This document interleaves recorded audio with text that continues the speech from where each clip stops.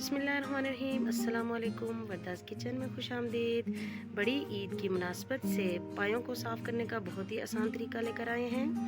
और चूँकि गर्मी का सीज़न है और बहुत ज़्यादा गर्मी है और बकर ईद में बहुत गर्मी पड़ती है, जिसकी वजह से लोगों को आसान तरीका पायों को साफ़ करने का नहीं आता और वो अक्सर ज़ाया कर देते हैं या बाहर से बहुत ही महंगे पाए साफ़ होते हैं। तो आज मैं वरदास किचन में आपको बहुत ही आसान तरीके से और बहुत ही कम वक्त में आप पायों को साफ़ कर सकते हैं। इसके लिए ये बड़े के पाए लिए हैं और इनको आप बड़ा बड़ा धो लें ताकि जो पायों के साथ गोबर वगैरह होता है वो साफ़ हो जाए।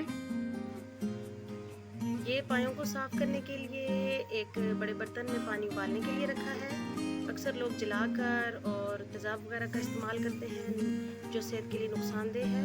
ये फालतू सा बर्तन था क्योंकि पाए साफ़ करने हैं, इसलिए ये देगचा मैंने रखा है। और जलाकर बिल्कुल जलाने का तरीका इसलिए बेहतर नहीं है क्योंकि गर्मियों का मौसम है और उससे बहुत धुआं और बहुत ही गर्मी हो जाती है। मुझे बहुत ही आसान तरीका है। चले अब पानी जैसे ही उबाल आए फिर मैं आपको बताती हूँ। पानी को उबाल आ चुका है। अब ये एक पाया हम इसको पानी के अंदर रखेंगे बहुत एहतियात से, चूँकि पानी बहुत गर्म में उबला हुआ है। एहतियात कर रखनी है आपने। ये बड़े के पाए हैं इसलिए इनको 3 से 4 मिनट के लिए रखें। ये जितना मतलब ऊपर वाले हिस्से से हम पकड़ेंगे तो ये इस तरह से इनको हिलाते जाएं और पानी में रखें। छोटे हों तो 2 मिनट काफ़ी होता है क्योंकि वो जल्दी हो जाते हैं। 3 से 4 मिनट हो चुके हैं। अब हम इन्हें चेक करते हैं। ये देखें माशाल्लाह से एकदम से हो रहे हैं। और इसके लिए आपकी जो औजार है, छुरी है, उसका भी ये नाजरीन मैं आपको छुरी बताती हूँ। ये नोक वाली छुरी है, ये ज़रा दिखा दें। ये इस तरीके से ये नोक से और ये शेप है और ये आम छुरी मिल जाती है, तकरीबन हर घर में मौजूद भी होती है। ये इस छुरी से जो है ये जल्दी साफ़ हो जाएंगे। अब ये थोड़ा थोड़ा आप साफ़ करते जाएंगे और साथ साथ पानी में इनको दोबारा रखते जाएंगे। ये नाजरीन हो रहे हैं, लेकिन अब ये है कि थोड़ी देर हम इनको फिर साथ साथ पानी में रखते जाएंगे, साथ साथ गरम गरम पे छुरी से ये जो है ना बाल एकदम से उतर जाएंगे। चले इनको दोबारा रखते हैं। अब ज़्यादा देर नहीं रखना, बस आधा मिनट जो है इसको रख के फिर दोबारा से इसके बाल साफ करने। ये देखें नाजरीन, ये काफ़ी हद तक पाया साफ़ हो चुका है। अब ये जो छोटे छोटे बाल हैं इनको हम चूल्हे पे जला लेते हैं। ये छोटे छोटे बाल हैं और इसके साथ जो इसके खुर हैं वो बहुत आसानी से उतर जाएंगे। ये इस तरह हम चूल्हे पे रखेंगे।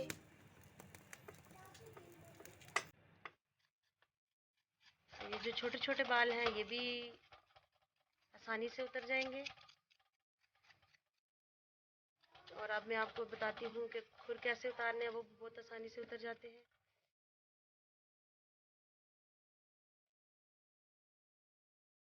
ये इस तरह से जो इनके हम खुर उतारने हैं उनको जला लेंगे अच्छे तरीके से, फिर ये आसानी से उतर जाते हैं। ये छुरी की नोक से, पतली नोक वाली छुरी हो तो बहुत काम आसानी से हो जाएगा।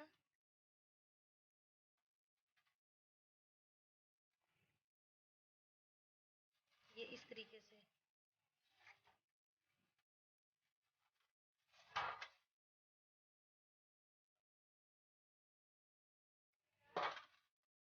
ये आप छुरी की नोक को कैसे करेंगे तो बहुत आसानी से ये अलग हो जाएंगी। ये देखें,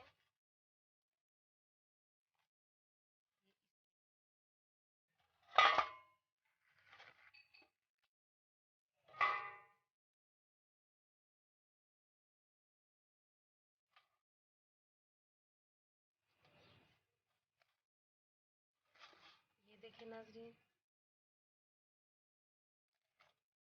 अभी ये सारे पाए साफ हो जाए फिर आपको काटने का भी तरीका बताएंगे। इनको साफ करके आप अच्छे तरीके से धो के फ्रीज़र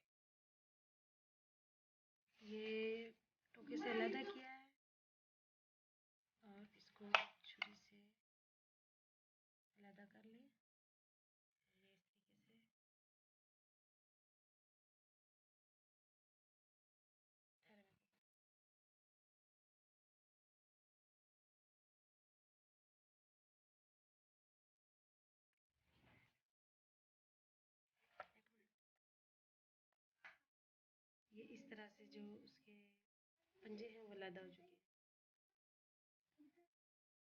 ये जो इसके साथ की ऊपर की हड्डी है इसको अलग नहीं किया, क्योंकि ये देख सकते हैं आप, इसका बीच में मेन जो है वो गूदा होता है, जो कि उसका हड्डी कट चुकी है।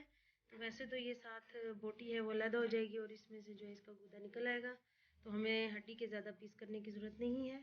बस ये इस तरीके से, और ये फिर ये जब पक जाएंगे तो इनकी बोटियों को छोटा छोटा कर नाजरीन, ये पायों की कटिंग हो चुकी है। ज़्यादा छोटी हमने इनके पीस नहीं किए, क्योंकि जब ये अच्छे तरीके से गल जाएंगे तो बोटियों के पीस छोटे छोटे हो जाते हैं।